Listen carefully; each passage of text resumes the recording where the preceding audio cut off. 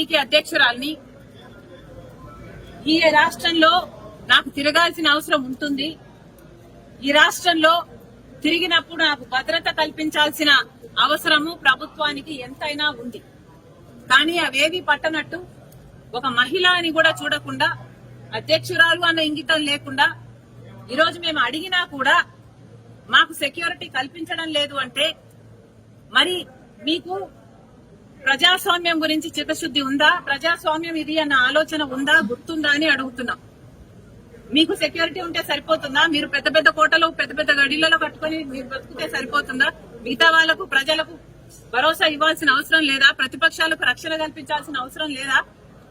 అంటే మా చెడు కోరుకుంటున్నారనే కదా దాని అర్థం. మాకేదైనా ప్రమాదం సంభవించాలని మీరు అనుకుంటున్నారనే కదా అర్థం. ప్రమాదాలు సంభవించడమే కాకుండా ప్రమాదాలు కల్పించే వాళ్ళలో కూడా మీ వాళ్ళు ఉంటారనే కదా మీరు చెప్పదలుచుకున్నది. ఇది ఎక్కడ ప్రజాస్వామ్యం? చూసా ఇప్పుడు దారిలో వస్తా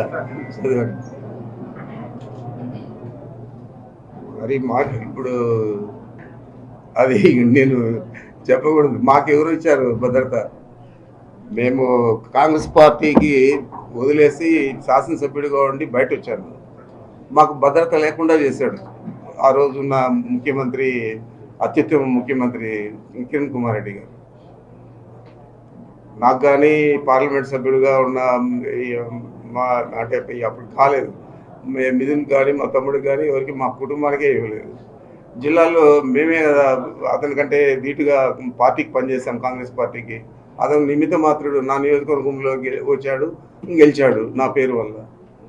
లేకపోతే అతను గెలిచేవాడు కూడా కాదు. అలాంటి వాడు ముఖ్యమంత్రి అయితే మమ్మల్ని అంతగా ద్వేషించాడు. నాకు ఇంతకంటే ఇంకా ఎక్కువ చెప్పాలంటే సరాసరి మా నాయకుడిని తీసుకుపోయి 16 నెలలు జైల్లో పెట్టారు కాంగ్రెస్ పార్టీ వాళ్ళు. ఆయనకి ఏమైనా రక్షణ కల్పించారు? ఈమె అధ్యక్షురాలు అయినంత మాత్రాన మనం రక్షణ ఇవ్వాల్సిన అవసరం లేదు. ఆమె కూడా ఏర్పాటు చేసుకోవాలా. మేము పాదయాత్రల్లో ప్రత్యేకంగా మనుషులు పెట్టుకున్నాం జగన్మోహన్ రెడ్డి గారిని ఎట్లా రక్షించుకోవాలా అని చెప్పి.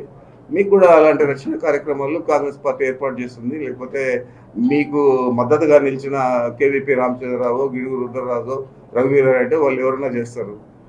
ఎవరెవరు ఇండివిజువల్గా నీ రక్షణ నువ్వు ఇంట్లో తలుపు పెట్టుకోకుండా పనుకుంటావు, నువ్వు కూడా నీ ఇంట్లో నీ రక్షణ నువ్వు చేసుకుంటావు.